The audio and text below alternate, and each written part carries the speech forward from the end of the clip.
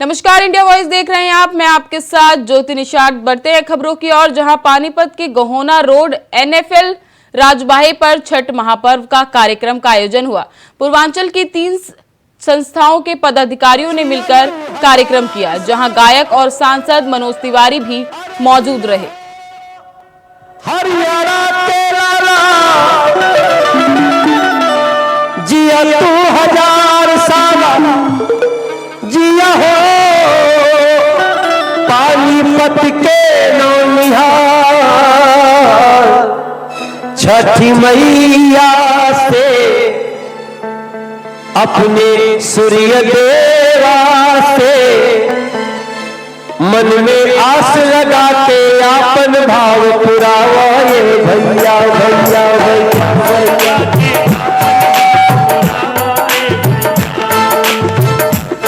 हो जिया हो हरियाणा वाला, जिया तू 1000 साल, जिया पानीपत के वाला, जिया 10,000 साल, जिया तू 1000 तन धूमधाम से, तन झूम झाम के दोनों हाथ उठा के कहिए छठी मैया की, सूर्य भगवान की आप सब लोगों के बारंबार प्रणाम। लखनऊ में लोक आस्था के महापर्व छठ पूजा के पावन अवसर पर अखिल भारतीय भोजपुरी समाज द्वारा कार्यक्रम का आयोजन हुआ, जिसमें मुख्यमंत्री योगी आदित्यनाथ शामिल हुए। जहां सीएम योगी छठ पर्व पर शुभकामनाएं दी, जिसके साथ ही सीएम योगी ने कहा कि हमारा देश आस्था का देश है। आज यहां आयोजित छठ पूजा में आए के हमरा बड़ा आनंद महसूस हो रहा बा। लोक आस्था के महापर्व छठ के आप सबके बहुत बहुत बधाई और शुभकामना। छठी मैया की कृपा आप सबके ऊपर बनल रहे, सबका जीवन खुशहाल रहे, आप सबके जीवन में उमंग और उत्साह बनल रहे। परिवार खातिर कठिन व्रत रखने वाली माता और बहनों लोगों के हमारी तरफ से विशेष मंगल कामना। लेकिन जब प्रशासन और शासन भी सहयोग नहीं करता था, तब भी सब लोग स्वतःस्फूर्त भाव के साथ इन कार्यक्रमों के साथ जुड़ करके इस लोक आस्था की परंपरा को जीवित बनाए रखे, और सचमुच यह अत्यंत अभिनंदनीय कार्य है। मैं इसके लिए सभी व्रती, जितने भी माताएं बहनें हैं या उनके परिवार के सदस्य भी बहुत सारे लोग अब व्रत रखते हैं, उन सब का इस अवसर पर हृदय से अभिनंदन करता हूं। और मेरा यह मानना है कि आस्था का ही परिणाम है कि लोकतांत्रिक मूल्यों और आदर्शों के बावजूद भारत 142 करोड़ की आबादी का भारत, उत्तर से दक्षिण, पूरब से पश्चिम एकजुट है। हमारा देश आस्था का देश है, और यह आस्था हम सबको उत्तर से दक्षिण, पूरब से पश्चिम, पूरे भारत को एकता के सूत्र में जोड़ता है। इस आस्था ने ही विपरीत परिस्थितियों में पूरे भारत को एकजुट करके रखा। आप याद करिए, मध्यकाल में जिन विदेशी आक्रांताओं ने हमारे धर्मस्थलों को अपवित्र किया था, क्षतिग्रस्त किया था, अगर ये आस्था नहीं होती तो हम भी उन देशों की तरह जहां की सभ्यता और संस्कृति पूरी तरह नष्ट हो गई, वे देश अपनी परंपरा, अपनी विरासत को भूल गए, खंडर पड़े हुए हैं। उन्होंने भौतिक विकास तो किया, लेकिन अपनी मूल आत्मा को उन्होंने खो दिया है। उनके सामने अस्तित्व का संकट आज भी खड़ा हुआ है। लेकिन यहां पर इस प्रकार की लोक आस्था ने मजदूरों को निकालने के लिए रेस्क्यू ऑपरेशन लगातार जारी है। वहीं केंद्रीय मंत्री नितिन गडकरी ने राहत और बचाव कार्य का निरीक्षण किया। नितिन गडकरी ने कहा कि अभी मजदूरों तक पहुंचने में 2 से ढाई दिन लगेंगे। पिछले 7-8 दिनों से हम पीड़ितों को बचाने की हर संभव कोशिश कर रहे हैं। उन्हें बाहर निकालना हमारी सर्वोच्च प्राथमिकता है। हमने यहाँ काम करने वाले संबंधित अधिकारियों के साथ 2 घंटे लंबी बैठक की है। हम 6 वैकल्पिक विकल्पों पर काम कर रहे हैं और भारत सरकार की विभिन्न एजेंसियां यहाँ काम कर रही हैं। इस दौरान उनके साथ उत्तराखंड के सीएम पुष्कर सिंह धामी भी मौजूद रहे। आगे देखिए कि नितिन गडकरी ने प्रेस कॉन्फ्रेंस में क्या कुछ कहा। जो अंदर में जो लोग बैठे हुए हैं, जो अटके हुए हैं, उनके प्रति भारत सरकार को, उत्तराखंड की सरकार को और देश की जनता को उनकी सबकी बहुत चिंता है और हमारी सर्वोच्च प्राथमिकता है कि किसी भी प्रकार से उनकी जान बचाए, उनको बाहर निकाले। आज करीब 2 घंटे मैंने हम लोग सभी कंसर्निंग ऑफिसर जो यहाँ काम कर रहे हैं उनके साथ सभी प्रयासों के बारे में टेक्निकल चर्चा हुई। इसमें विशेष रूप से जो टेरिन है हिमालय का, इसमें एक प्रकार का स्टार्टर नहीं है। जियोलॉजी में अलग अलग रॉक के लिए अलग अलग प्रकार का हार्डनेस होता है, जैसे talc, gypsum, calcite, apatite, orthoclase, spars, corundum, diamond. तो डायमंड सबसे हार्डेस्ट मटेरियल है।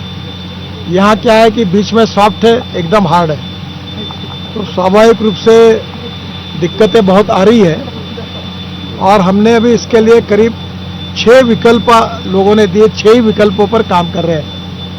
यहाँ आसपास हिमालय में यहाँ प्राइवेट सेक्टर में से भी चोजिला टनल का काम चल रहा है, का काम चल रहा है। उन प्राइवेट सेक्टर में भी टनल के काम करने वाले एक्सपर्ट जो थे उनको भी यहाँ बुलाया, जो बीआरओ के थे उनको भी बुलाया है। इसमें सबसे पहली बात यह है कि जो लोग अटके हुए हैं अंदर में, उनको हम मेडिसिन और विशेष रूप से जो फूड है वो उनके पास पहुंचा पाए और उनसे कम्युनिकेशन प्रस्तावित करें। पहले एक लाइन थी, अब स्पेयर में और दूसरी एक लाइन हमने करके रखी है और इसलिए स्वाभाविक रूप से उनको आने वाले समय में फूड पहुंचाने में, मेडिसिन पहुंचाने में कोई दिक्कत नहीं आएगी। ऑक्सीजन की लाइन भी है और हम इस प्रकार से पूरा पहली बात ये कर रहे हैं कि उनकी रक्षा कैसे करें, उनकी जो आवश्यकता है वो उनको कैसे मिले। और वो मशीन जो है, वो जो पाइप अंदर में जाएगा तो वो आखिरी तक पहुंचकर फिर वहाँ से लोगों को उसमें से बाहर निकालने का प्लान उसमें है।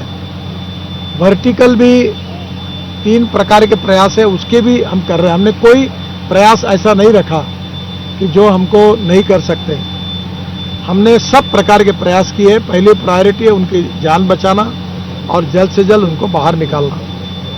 ये आपदा है, ये जो हिमालय का टेरिन है, इसका स्टार्टा बड़ा राजिल है, तो स्वाभाविक रूप से ये जियोलॉजी के दृष्टि से भी एक बहुत बड़ी समस्या है। और फिर भी इसको जो कंक्रीट का लाइनिंग करते हैं वो भी किया है, काफ़ी जग तक वो हुआ है और दोनों बाजू से उसको करके फिर वो हम लोग आखिरी तक पहुंचते हैं, यही सिस्टम है। फिलहाल बुलेटिन में आगे बढ़ने से पहले लेंगे एक छोटा सा ब्रेक। ब्रेक के बाद स्वागत है आप सभी का। बढ़ते हैं खबरों में आगे, जहां सुल्तानपुर सीताकुंड घाट के पावन तट पर हजारों की संख्या में व्रती महिलाएं सूर्य को अर्घ देने के लिए गोमती नदी के पावन तट पर पहुंची, जहां इंडिया वॉइस ने उनसे बातचीत की। उगते सूरज को अर्घ के साथ ही पूरा व्रत खत्म हो गया। सीताकुंड घाट के पावन तट पर मौजूद है। यहाँ पर व्रती महिलाएं सूर्य को अर्घ देने के लिए यहाँ पर भारी तादाद में इकट्ठा है। कैमरा पर्सन से बोले उनको दिखाने के लिए। देख सकते हैं व्रती महिलाएं अपने पुत्र, पति और परिवार की मंगल कामना के लिए यहाँ पर एकत्रित हुई हैं। कुछ महिलाएं हमारे साथ मौजूद हैं जो बताएंगी कि यहाँ के पर्व के बारे में, छठ के पर्व के बारे में क्या महत्व है और यहाँ उगते सूर्य को अर्घ देने के लिए यहाँ पे भारी मात्रा में लोग इकट्ठा हुए हैं।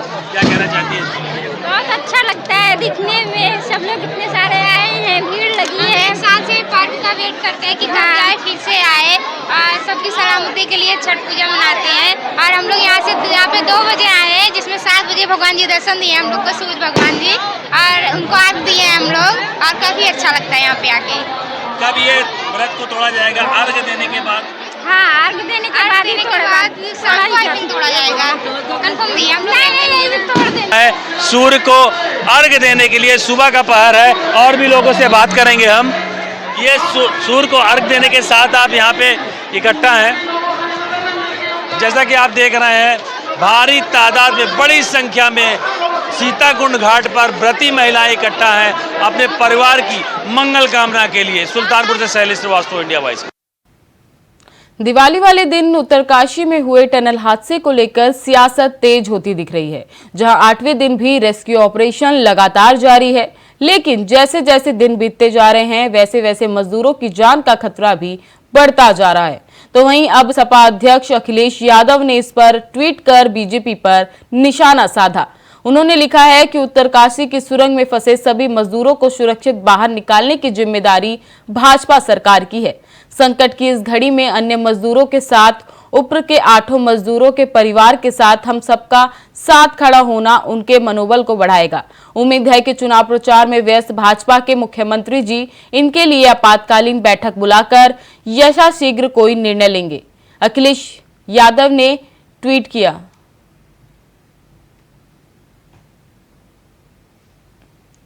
यह आप देख सकते हैं अपनी स्क्रीन पर, जहां अखिलेश यादव ने ट्वीट किया है। आप अपनी स्क्रीन पर देख सकते हैं, जहां पर अखिलेश यादव ने बीजेपी सरकार पर निशाना साधा है। खबर कन्नौज से है, जहां युवक ने 4 लोगों पर तमंचा लगाकर लूट का आरोप लगाया। बैंक से घर जाते समय लूट होने का युवक दावा कर रहा है। युवक ने कहा कि तमंचे की नोक पर 4 लोगों ने 5000 रुपए लूट लिए, जिसमें से दो के नाम दर्ज हैं और 2 अज्ञात पर मामला करवाया गया।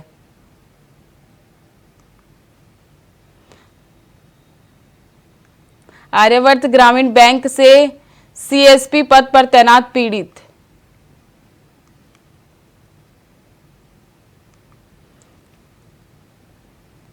आपको बता दें, इस खबर में तमंचे की नोक पर 50,000 लूटे और युवक के साथ मारपीट भी की गई है।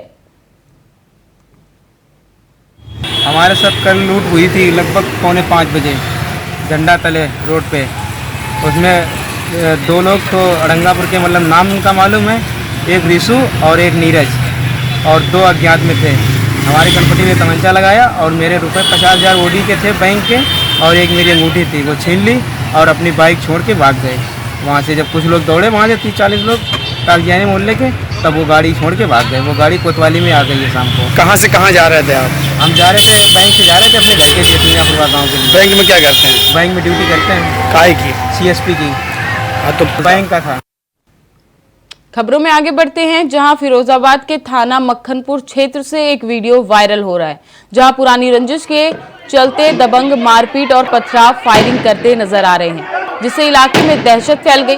बताया जा रहा है कि कैमरे में कैद हुई घटना से दबंगों को कानून का कोई डर नहीं दिख रहा, जिसमें कोई अवैध हथियार से सरेआम फायरिंग करते देखे जा सकते हैं।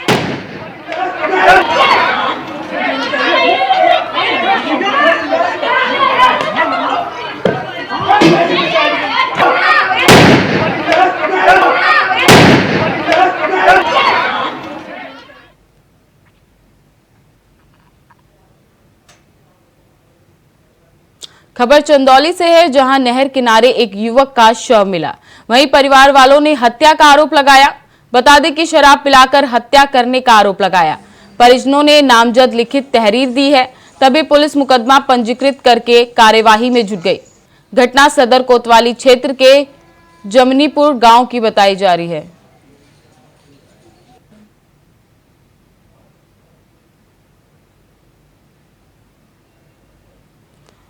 बता दें, एक नहर के पास युवक का शव मिलने से हड़कंप मच गया है। परिवार वालों ने थाने में रिपोर्ट दर्ज कराई है। फतेहपुर के दरियाबाद गांव में बदमाशों ने युवक की गोली मारकर हत्या कर दी। बता दें कि हत्या की वारदात से इलाके में हड़कंप मच गया। हालांकि घटना के बाद हमलावर मौके से फरार हो गए, तो वहीं मौके पर पुलिस पहुंची और शव को पोस्टमार्टम के लिए भेज दिया। साथ ही हत्यारों की तलाश में पुलिस जुट गई है।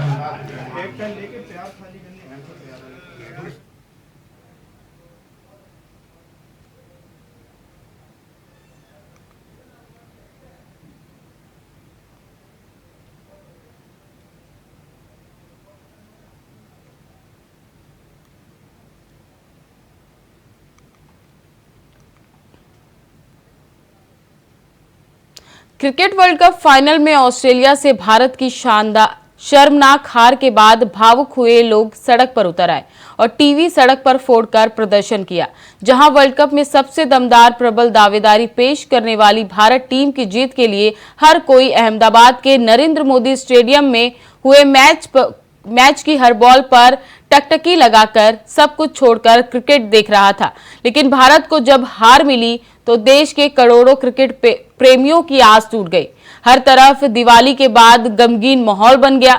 वहीं अलीगढ़ के रघुवीरपुरी निवासी कुछ लोग इतने भावुक और आक्रोशित हो गए कि उन्होंने अपने घरों में रखे ओल्ड मॉडल टीवी को सड़क पर जाकर दे मारा।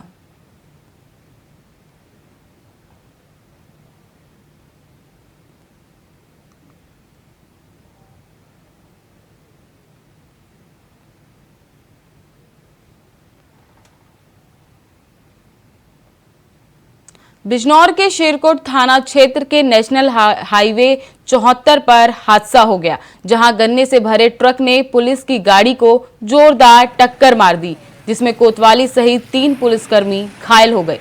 बता दें कि अफजलगढ़ कोतवाली क्राइम मीटिंग में शामिल होने बिजनौर जा रहे थे।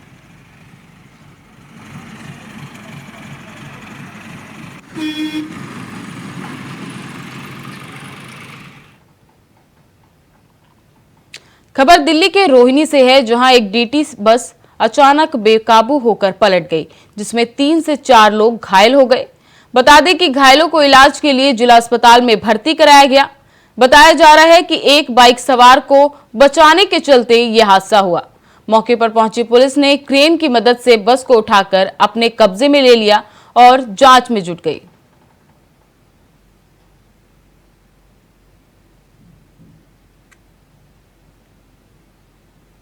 बढ़ते हैं अगली खबर की ओर, जहां ललितपुर में नया गांव में एक युवती ने गांव के कुछ मंचलों युवकों पर अवैध संबंध बनाने से मना करने पर उस पर जबरन जहर पिलाने का आरोप लगाया। युवती का कहना है कि 5-6 सालों से युवती के साथ छेड़खानी करके मंचले परेशान कर रहे थे, जिसकी शिकायत युवती के परिजनों ने पुलिस से की थी। लेकिन पुलिस ने मामूली धाराओं में मुकदमा दर्ज कर खाना पूर्ति कर दी, जिसके चलते आरोपियों के हौसले लगातार बढ़ गए। उन्होंने इस घटना को अंजाम दे डाला तो वहीं गंभीर हालत में युवती का जिला चिकित्सालय में भर्ती कराया गया, जहां उसका उपचार जारी है।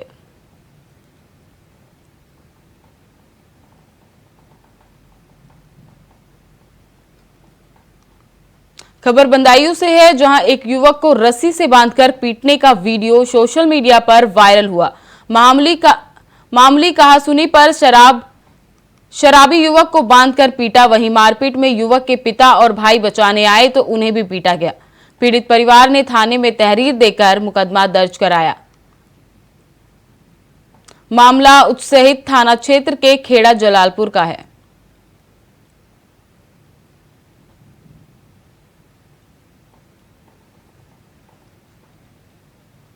फिलहाल इस बुलेटिन में बस इतना ही। तमाम खबरों के लिए बने रहें इंडिया वॉइस पर। तब तक के लिए नमस्कार।